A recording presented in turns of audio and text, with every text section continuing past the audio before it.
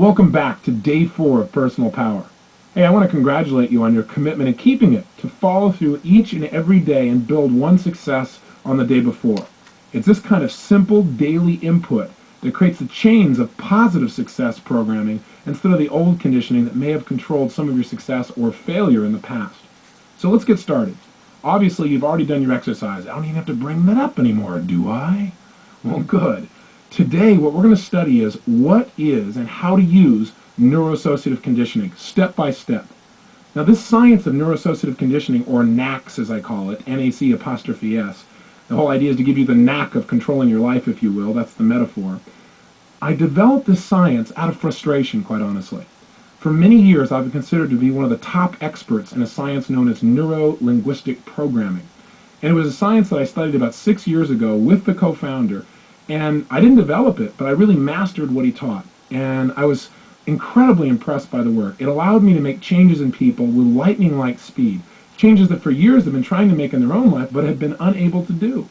In fact, I became rather famous in a short period of time by getting on national television and basically challenging other therapists, saying, bring me your worst patient, give me somebody that you have difficulty with, or give me somebody out of your audience right now that's got a lifetime problem, maybe a phobia, for example, and I'll eliminate that problem right here on television over the next 30 minutes. And it wasn't a magic bullet. It didn't work in every case, but fortunately, it worked every time I was on TV, and that really helps. But the bottom line is I got frustrated where it didn't work. I began to wonder, okay, why isn't it working in this situation? Because I was looking for the cure-all, if you will. And I also noticed something else that bothered me about NLP, and that was that a large number of the people that were involved in it became almost, it became almost like a religion, where it was like that was the only answer. And I wasn't for that, because I could look around and see that every kind of therapy works. I don't care what it is you want to change in your life, you always want to change one of two things. You either want to change how you feel about things, or you want to change your behavior. You say, no, Tony, no, that's not what I want. I want to change my money situation. Well, the only way you're going to change your money situation is by changing the way you feel and the way you behave. Does that make sense? So I've noticed that I don't care what the problem is, whether someone was raped, they've had a tremendous fear trauma growing up, it was a situation where they were physically harmed, something they were emotionally harmed, it was a bad set of habits. I don't care what it is you want to change in your life. You got a poor relationship with your mother or father. Every form of therapy works some of the time. So rather than making all the therapies wrong, I find out what really do they all have in common that made them successful when they were successful. And then once I discovered that common element, how can we make that happen more rapidly and with less pain? Those are my criteria for success. So let's take a problem. Let's say, for example, you had a problem with your father, and you felt like you're overwhelmed by them, like he controlled you and you can't express yourself because you're always in a subservient position, and now you live that way in your daily life, and you see it doesn't work because it doesn't allow you to express your feelings. You don't go for it 100%, you feel shut down. How would you deal with that? Well, there are a zillion ways, using various types of therapies. Let's take a look. We've already said that what we do is based on what we associate to things. So again, if you associate expressing your opinions is going to equal pain, you're not going to do it. So what is the therapist's job? Get you to associate that expressing yourself could mean pleasure and not pain. That not expressing yourself would mean pain. What are the various ways of going about that? Well, one would be to use Gestalt therapy. In Gestalt therapy, what would you do? Well, they would take you in, and the therapist would understand that a lot of the frustration and challenges in your life come from your beliefs about your relationship with your father and what you can and can't do. So what would this good Gestalt therapist do? Highly likely they'd pull out a chair, and they'd say, see this chair? This is your dad. You got to change how you feel about him and realize you're in power. So I want you to turn that chair and pretend you're Sam Kinison. Now, you may not describe it that way. What he'll tell you is, I want you to scream and yell, let him know how you really feel. Let him know that you're in charge. Let him have it. And so you go, well, Dad, I do feel like you gave me enough space to communicate. And they go, no, express how you really feel. Let it out there. Yeah. And sure enough, finally you may get emotional up. You're going, Dad, I'm in charge. I'm a big person now. And you know what? As silly as this sounds, it works. If you really think that chair for a moment, if in your head you associate that's your dad and you feel strong, there's your dad and you feel strong, and there's your dad and you feel strong, for the first time in your life, when you think of your dad, you may feel strong. Be able to express yourself clearly. So it does work, as silly as it may sound. Now, obviously, this is a generalization about Gestalt, but it gives you a good picture. Now, let's try another form of therapy. Let's say you got the same problem, but you go to rational emotive therapy.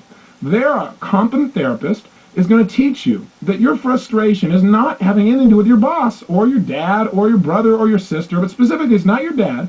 It's caused by your own irrational beliefs about your dad. Now you have the pain of feeling stupid for believing all this crazy stuff, and it's also making you suffer a little bit. And so your brain finally says, I don't want that pain. And he says, look, if you just change your beliefs, you can feel better.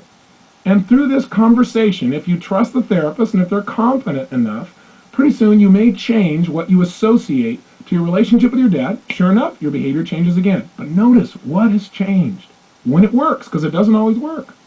The neuroassociation has changed. That's when the therapy works.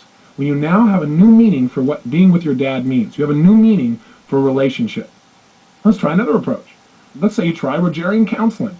There, the therapist listens and reflects back what you say about yourself with your father, with unconditional positive regard with you and without any judgment for you. He or she will tell you that you have the resources within yourself to solve the problem. And what they'll do is create a place for you to feel very, very appreciated and loved, hold you in a very strong and respected light, and as you feel better about yourself and you talk about this, you have kind of reputation to live up to. And as a result, pretty soon you may begin to change your associations in your mind about who you are and what that relationship really is. As a result, bammo! All of a sudden the change you wanted has happened. You feel free, now you can go out and communicate and be who you are. Again, simple approach. Let's say you got the same problem, you want to go for Freudian therapy, or as we call it, non-directive therapy. There what happens is you lie on a couch and talk to yourself for about 4 or 5 years. I'm being only slightly exaggerating here.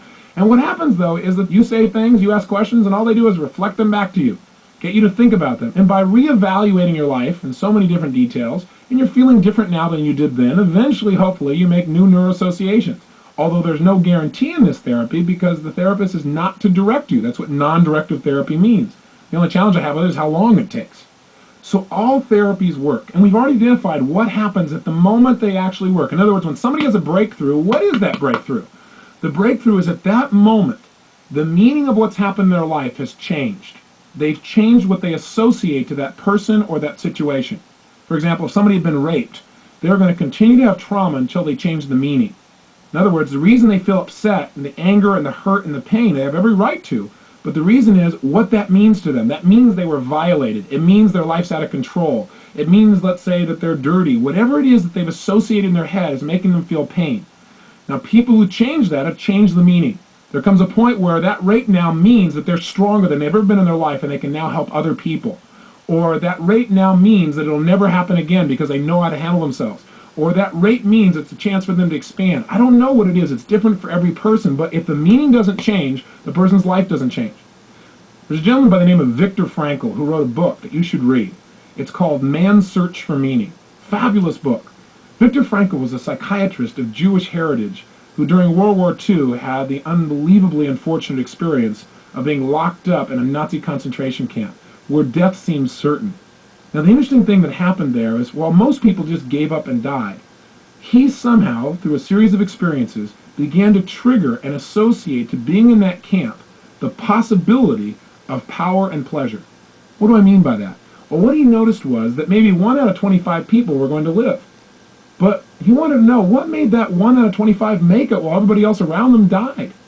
And as he began to study and pay attention and talk to these people, he found that the difference is what they associated to their experience in the camp.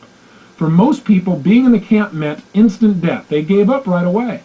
Or they began to think about and focus on continuously, why has God done this to me? Why am I going through all this pain? The people who survived developed a reason to do so. That is, they developed a meaning for their suffering. In other words, instead of just suffering for no reason, which means ultimate pain, they said, I am suffering so that I can come back and tell the story to my children and make sure this never, ever happens again on earth.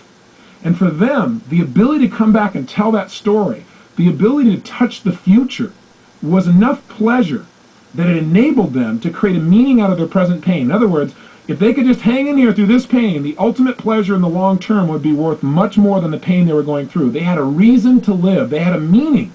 And by changing the meaning of their suffering to something that would eventually make a difference, they were able to make it through, and they had a will to live that was so strong, they pulled themselves through the toughest times. I'm here to tell you that what we've talked about on the last 2 tapes is nothing but changing meaning. Changing the meaning of dieting to pleasure instead of pain. Changing the meaning of developing your own business